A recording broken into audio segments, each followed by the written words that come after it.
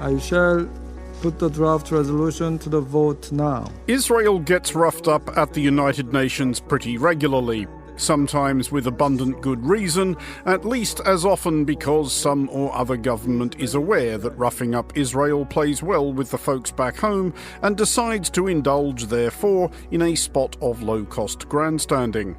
For a combination of both of these reasons, Israel has, especially in recent years, developed a tendency to zone out of those UN resolutions it finds affronting, annoying, or inconvenient. Israel may find this week's UN resolution concerning Israel harder to ignore, possibly, ironically, because it isn't directed, at least not directly, at Israel. The draft resolution has been adopted as Resolution 2735.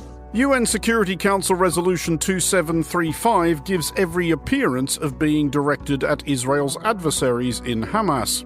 It passed 14 votes to zip, with Russia abstaining, in keeping with what seems a general Russian policy of pointless intransigence. The preamble of 2735 welcomes the peace plan announced by US President Joe Biden on May 31st, breezily declares that Israel has accepted it, and urges Hamas to get with the program forthwith. We will get shortly to the reasons that this is, deliberately and really quite cunningly, not entirely what it seems, but first we should recap what everyone is being encouraged to sign up to.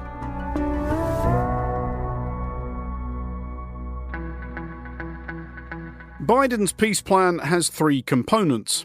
Part 1, a complete ceasefire accompanied by the release of hostages still held by Hamas, an exchange of Palestinian prisoners taken by Israel, the return of Gazan civilians to whatever remains of their neighborhoods, and the opening of the Gaza Strip to aid. Part 2, which feels really like an emphatic underlining of Part 1, is a permanent end to the fighting and the departure of Israeli forces from Gaza. Part 3, a plan for the reconstruction of Gaza. None of which sounds unreasonable, all of which will be a good deal easier said than done, but that's the Middle East for you. At this distance, Part 3 looks the really tricky one, necessitating as it will locating someone willing to spend billions and billions of dollars rebuilding something which, if history is any guide, may well get knocked down again. Which is to say nothing of the difficulties of ensuring a sufficiently secure and orderly environment in which to get the work done, or the challenges of involving oneself in any way whatsoever, however benign or indeed beneficial, in the Israel-Palestine question without enticing a hefty, or at least voluble, portion of the world to hate you. All of the above, however, are medium to long-term considerations.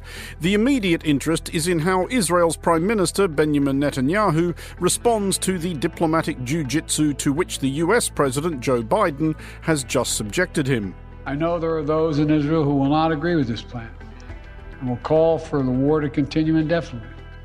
Some are even in the government coalition. Because Benjamin Netanyahu has not really agreed to any such thing. Well, I've urged the leadership in Israel to stand behind this deal, despite whatever pressure comes.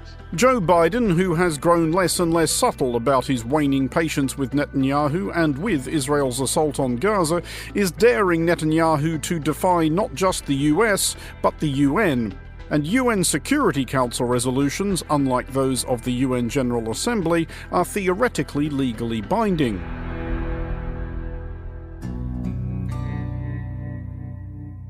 It is not beyond the realm of possibility that in enacting this maneuver, the US is attempting to make Netanyahu's position, already precarious, actually impossible.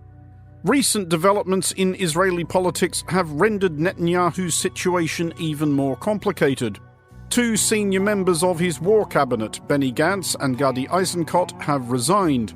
Unfortunately, Netanyahu is preventing us from approaching true victory, which is the justification for the painful ongoing price. I call on to Netanyahu, set a date for elections. Both have expressed frustration with Netanyahu's refusal to outline any ideas about plausible post-war scenarios. Both are retired generals, indeed both are former IDF chiefs of staff.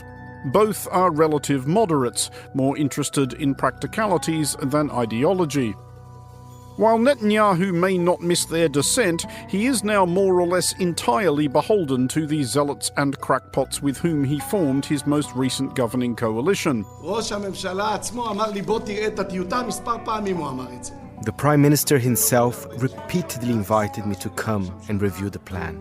It has been nearly 48 hours since our conversation, characterized by delays and numerous inaccuracies.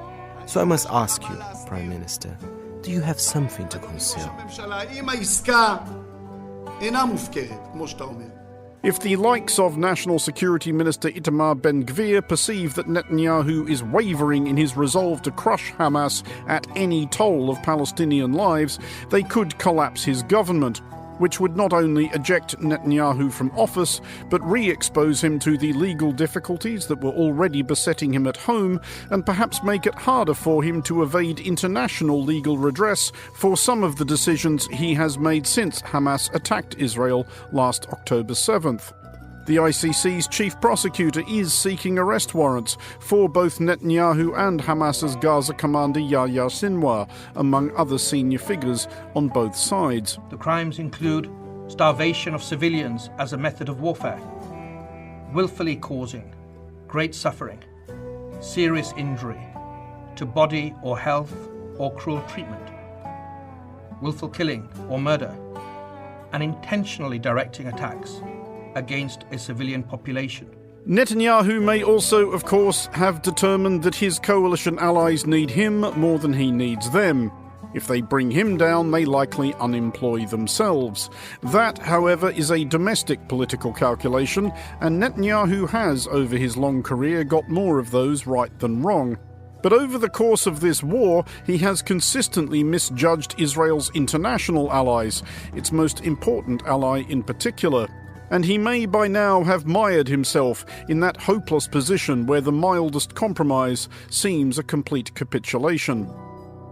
For Monocle Radio, I'm Andrew Mueller.